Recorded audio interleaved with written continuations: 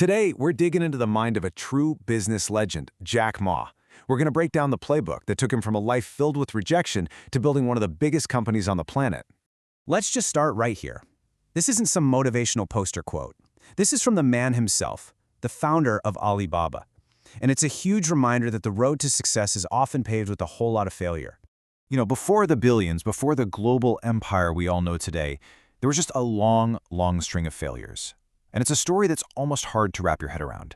But you have to understand this part to really get his philosophy. I mean, the sheer volume of rejection here is just staggering. It wasn't just a bad day or a bad week. He failed his university entrance exams 3 different times. He ended up at what he himself called a 3rd or 4th class college. We already know about the 10 times Harvard told him no. And get this, when KFC came to his city, 24 people applied for jobs. 23 of them got hired. Guess who the only one rejected was? It's no surprise that people around him just thought he was, well, a little crazy. So after all that, when he finally did get his degree and landed a job as a teacher, his salary was just $10 a month. $10. I mean, that's pretty much rock bottom, right? That was his reality. And from that exact spot, he built everything. So the big question is, how does someone go from that reality to becoming a billionaire? Well, according to Ma, it all comes down to your mindset.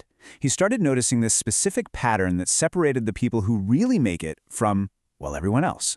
He started looking at people like Bill Gates, like Warren Buffett, and he realized they all had this very specific way of seeing the world. It wasn't about their education, it wasn't about their money, it was about their perspective. And what he found really boils down to this simple but honestly pretty profound comparison.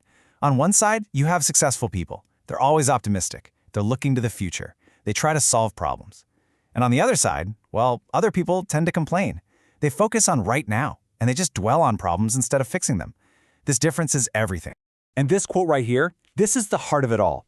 Successful people don't waste their energy complaining. They see a problem, especially a problem that someone else is having, and their first thought is, okay, how can I fix that? And this leads us to what is probably Jack Ma's single most powerful business insight.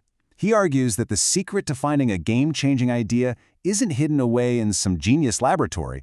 It's right out in the open, usually disguised as something we all do, complaining. This is the core of the Jack Ma playbook. He completely redefines what an opportunity is. It's not some fancy market analysis. An opportunity is simply the place where people are complaining. That's it. It's such a radical way to look at it. And he even gives us this dead simple 3-step framework. Step 1, just listen. What are people around you frustrated about? Step 2, ask yourself a really direct question. Can I be the one to solve that? And step 3 is the easiest of all. If the answer is yes, then bingo, you found it. That's your opportunity. So the call to action here is crystal clear.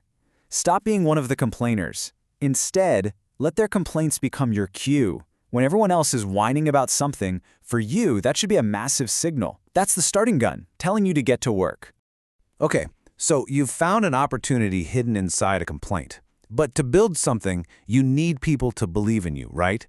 Well, here's another one of Ma's big counterintuitive twists. The real question isn't whose belief you get. It's whose belief you actually don't need. Think about this for a second. He says, you don't need investors to believe in your idea right at the beginning. You don't even need your friends to get it. You don't even need your parents to believe in what you're doing. That's not what really matters. So if all those usual sources of support aren't the ones that matter, then who's left? Whose belief is the one thing you absolutely cannot succeed without?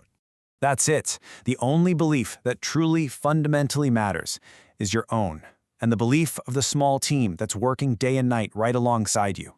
If that core group has that unbreakable faith, everything else is just noise. All right, now for the final critical piece of the puzzle. You've got the optimist's mindset, you've found the opportunity, and you've got the belief. But none of that means a thing without this last ingredient, action. This is what separates the dreamers from the doers.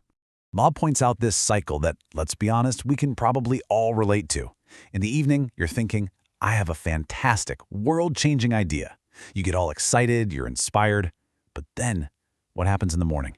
You just go back to the office, back to the same old routine, and that amazing idea just fades away. So his advice here is brutally simple and direct. Make the move. Make the action. Don't let the morning routine kill the evening's inspiration. The only way to make an idea real is to actually do something about it, no matter how small that first step is. So when you put it all together, the big takeaway is this really beautiful idea.